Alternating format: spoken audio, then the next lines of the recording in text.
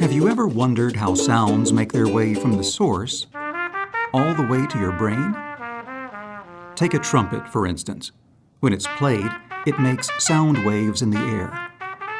The outer ear catches the waves, which then travel through a narrow passageway called the ear canal. The sound waves reach the eardrum, which is a membrane roughly half the size of a dime. They make the eardrum vibrate, which in turn vibrates three tiny bones called the malleus, incus, and stapes.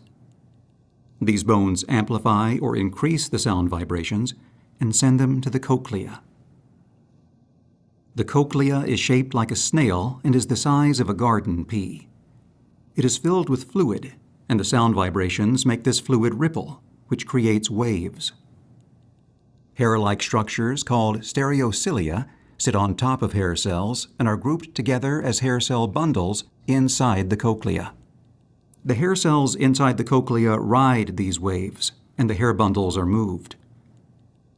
The hair bundle on top of the hair cell turns these movements into electrical signals.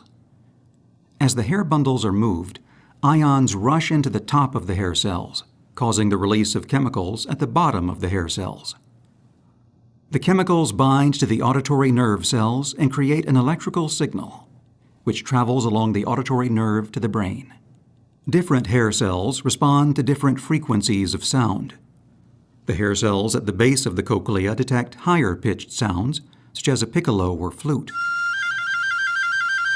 The hair cells toward the top of the spiral detect progressively lower-pitched sounds, such as a trumpet or trombone. At the very top or apex of the spiral, the hair cells detect the lowest-pitched sounds, such as a tuba.